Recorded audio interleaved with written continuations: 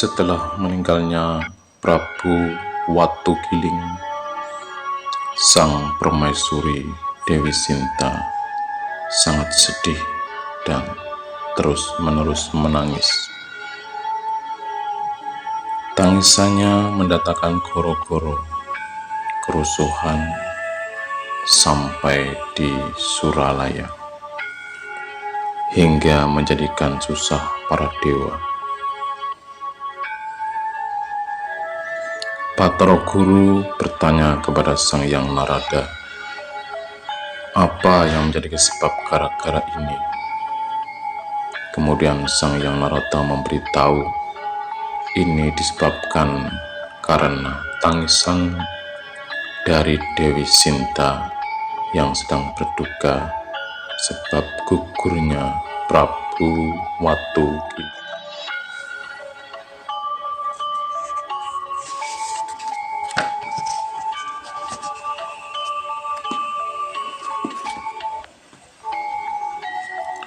Batara Guru lalu memerintahkan kepada Sang Hyang Narada untuk menemui permaisuri Dewi Sinta, memintanya supaya berhenti menangis. Ia menyanggupi dalam waktu 3 hari Sang Prabu Watugunung akan dihidupkan kembali dan diturunkan serta diangkat jadi raja lagi di negara Gilingwesi. Sang Hyang Narada lalu menyampaikan perintah Batara Guru kepada Dewi Sinta.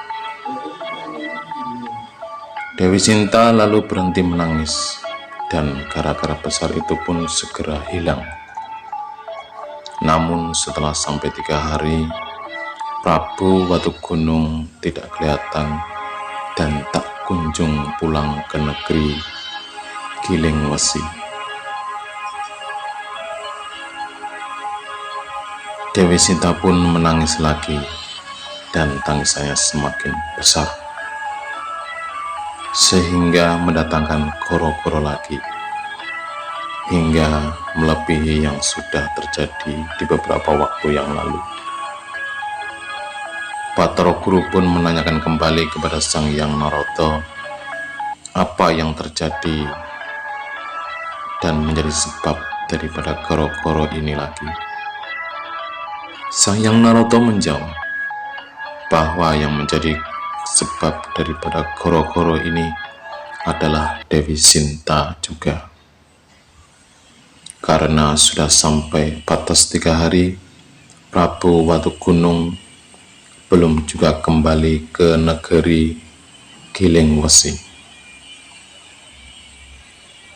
Batara Guru lalu memerintahkan kepada Sang Hyang Narada menghidupkan kembali Prabu Watugunung serta memulangkan ke negeri Gilingwesi.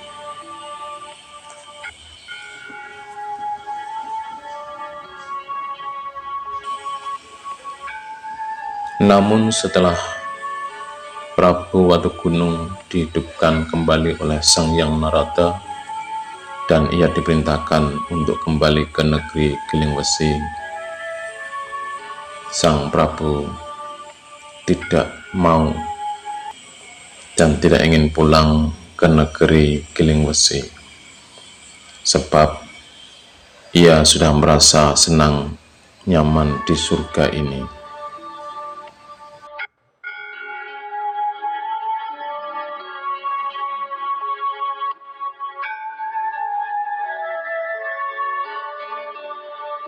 Sang Prabu meminta agar permaisuri serta putranya dinaikkan ke surga bersatu dengan Sang Prabu. Batara Guru memberikan izin permohonan itu untuk memerintahkan permaisuri beserta putranya naik ke surga.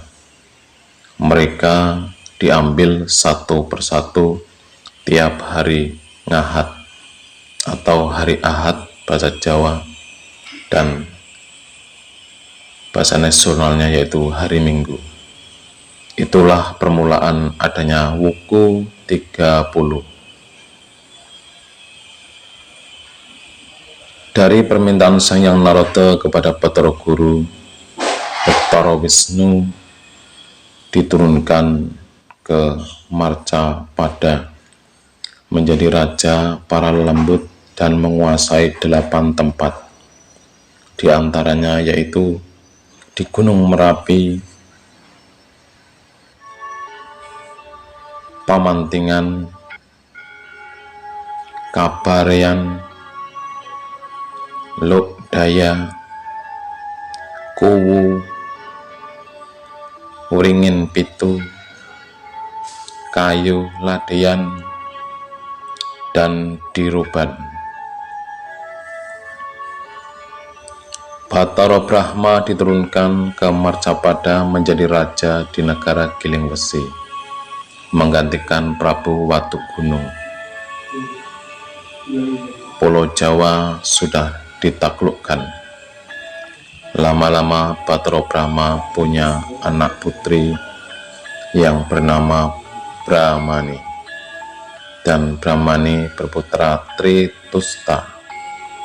Tritusta berputra Parikenan. Parikenan berputra Manu Manasa. Manu Manasa berputra Sakutrem. Sakutrem berputra Sakri, dan Sakri berputra Palasara. Kemudian Palasara berputra Bengawan Abiyasa. Bengawan Abiyasa mempunyai putra yaitu Pandu Dewanata. Dan Pandu Dewanata menjadi raja di Astina. Pandu Dewanata berputra Arjuna, dan Arjuna berputra Abhimanyu.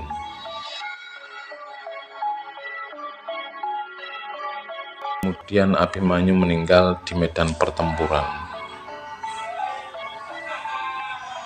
meninggalkan istri yang sedang hamil tua.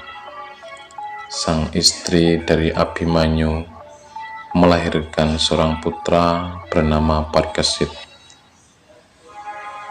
Parikasit menjadi raja di Astina, meneruskan daripada Prabu Dewanata. Prabu Parikasit berputra Yudayana, dan Yudayana berputra Gendrayana. Gendrayana mempunyai putra yang bernama Jayabaya. Selang beberapa waktu, negaranya musnah, dan Jayabaya di Kediri berputra Jayawijaya. Jayawijaya berputra Jayamisena. Jayamisena berputra Kusuma Wicitra. Kusuma Wicitra berputra Citra Soma. Citra Soma mempunyai putra bernama Panjadriya. Panjadriya berputra Anklingdriya.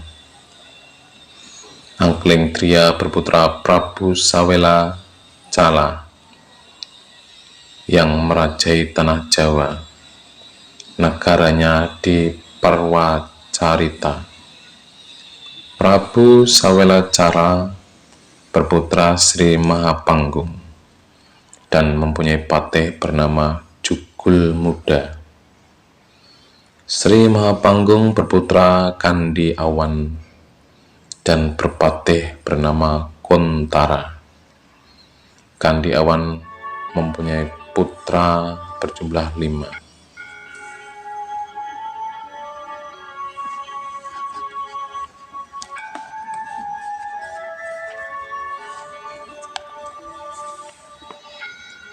Putra-putra Kandi Awan yang pertama yaitu bernama Panuhun, menjadi raja para petani di Gunung Pagelan. Yang kedua bernama Sandang Garba, menjadi raja pedagang di Jepara. Putra yang ketiga bernama Karung Kala.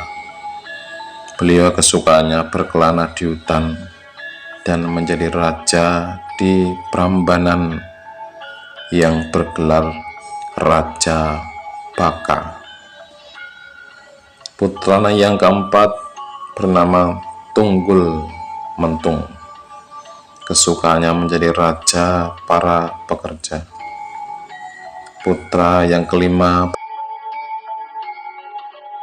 bernama Resi Gatayu, menggantikan ayahnya menjadi raja di Koriban.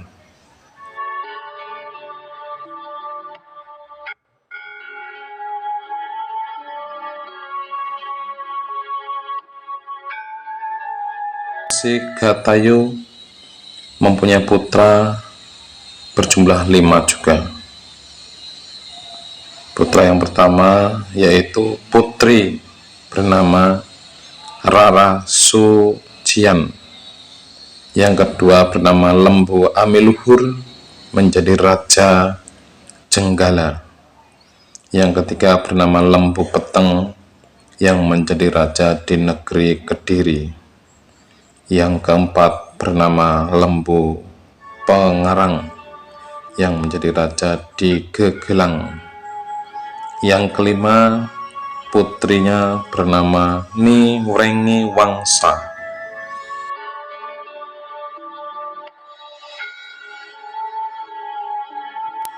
Suaminya bernama Lembu Amijaya, yang menjadi raja di Singosari. Kemudian Lembu Amiluhur berputra Panji, menyunting putri dari negeri Kediri, bernama Dewi Chandra Kirana atau biasa disebut dengan Dewi Galuh.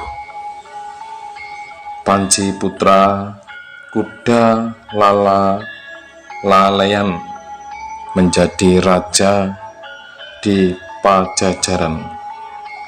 Prabu Laleyan berputra Banjaran Sari. Banjaran Sari mempunyai putra bernama Muding Sari. Muding Sari berputra Muding Wangi. Muding Wangi mempunyai putra Sri Pamekas, dan Sri Pamekas berputra Arya Bangah, dan mempunyai putra lagi yaitu Raden Sesuruh.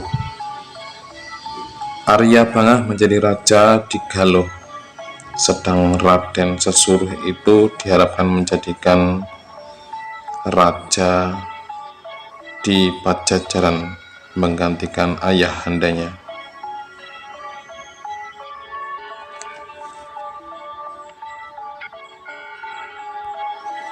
Demikianlah kisah dari negeri Gilengwesi yang menjadi alur cerita dari sejarah silsilah para raja yang ada di tanah Jawa.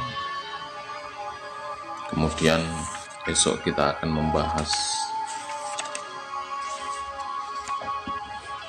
melanjutkan cerita Babat Jawa tentang Siung Wanara. Saksikan terus perjalanan Babat Tanah Jawa, kisah Tanah Jawa di channel Kendil Ireng.